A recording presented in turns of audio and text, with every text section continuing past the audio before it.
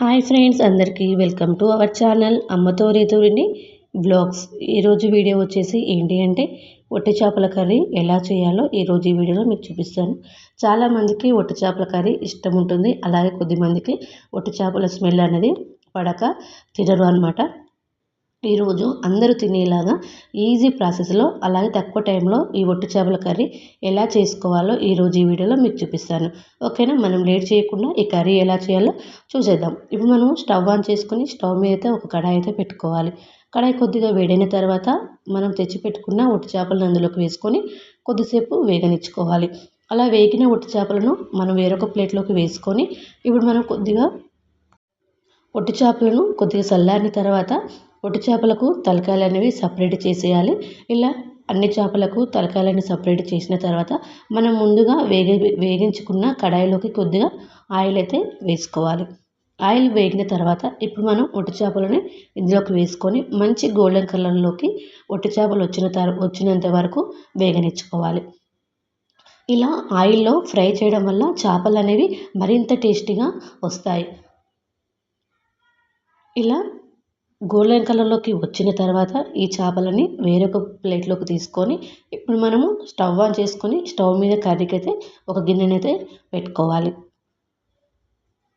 గిన్నె వేడిన తర్వాత మన కర్రీకి సరిపడినంత ఆయిల్ అయితే వేసుకుందాం. ఆయిల్ కూడా వేడిన తర్వాత అందులోకి మనము జీలకర్ర, అలాగే నేనైతే ఆనియన్స్ అయితే సన్నగా కట్ చేసి పెట్టుకొని ఇందులోకి అయితే వేసుకుంటున్నాను. ఆనియన్స్ కూడా మంచిగా ఉడకనిచ్చుకోవాలి. ఇలా 2-3 సార్లు ఆనియన్స్ని కలిపిన తర్వాత మూత పెట్టుకొని మంచిగా ఉడకనివ్వాలి. ఇలా ఆనియన్స్ ఉడికిన తర్వాత ఇప్పుడు మనము కొద్దిగా సాల్ట్ కూడా వేసుకుందాం.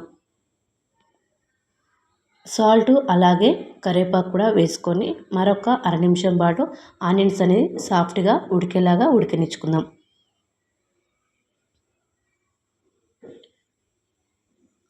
ఇప్పుడు ఆనియన్స్ మెత్తగా పూర్తిగా ఉడికిపోయిన తర్వాత ఇందులోకి నేను టమాటా ఒక 2 నిమ్మకాయ సైజంత టమాటాలను తీసుకొని ఇందులోకి అయితే వేసుకున్నాను. టమాటాలు కూడా మంచిగా సాఫ్ట్గా ఉడికిన తర్వాతనే ఇందులోకి మనం కొద్దిగా పసుపు అలాగే అల్లం వెల్లుల్లి పేస్ట్ వేసుకొని పచ్చివాసన పోయేంత వరకు మంచిగా కలుపుకోవాలి. ఒకసారి ఒట్టి చేపల కర్రీ అయితే ట్రై చేయండి. చాలా అంటే చాలా బాగుంటుంది. మన వీడియోస్ ఫస్ట్ టైం ఎవరైతే చూస్తున్నారో మన వీడియోస్ నచ్చితే లైక్ చేయండి. మన ఛానల్ కూడా ఫస్ట్ టైం చూస్తే సబ్స్క్రైబ్ చేసుకోండి. అలాగే వీడియో ఎలా ఉందో కామెంట్ బాక్స్లో మర్చిపోకుండా కామెంట్ చేయండి. ఇప్పుడు మనం టమాటో ఆనియన్స్ మంచిగా మెత్తగా ఉడికిన తర్వాత ఇప్పుడు మనము టేస్ట్ సరిపడినంత కారము అలాగే సాల్ట్ అయితే ముందునే వేసుకున్నాం కాబట్టి సాల్ట్ అనేది చూసుకొని వేసుకోండి. ఇప్పుడు మనము సాల్ట్ కారము మంచిగా ఆనియన్స్కి టమాటాకి పట్టిన తర్వాత ఇప్పుడు మనము ఇందులోకైతే నేను టీ గ్లాస్ అంతా వాటర్ అయితే వేసుకుంటున్నాను.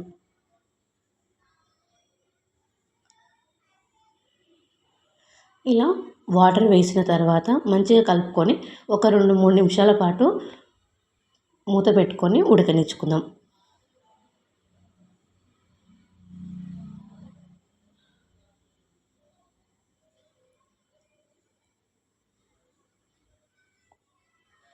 ఒక 2-3 నిమిషాల తర్వాత మూత తీసి చూస్తే కర్రీ అనేది దగ్గరికి అయింది కదా. ఇలా దగ్గరికి అయిన తర్వాత మనము ముందుగా వేగించి పెట్టుకున్న ఒట్టి చేపలని ఇందులోకి వేసుకొని మంచిగా అందులోకి ఫ్రై అయ్యేలాగా మంచిగా కలుపుకోవాలి. నేను ఎలా కలుపుతున్నానో అలా కలుపుకోండి. అలా అయితేనే చేపలకు అనేది కారం అనేది మంచిగా పడుతుంది. ఇప్పుడు చేపలు కూడా మెత్తగా ఉడికిపోయాయి కదా.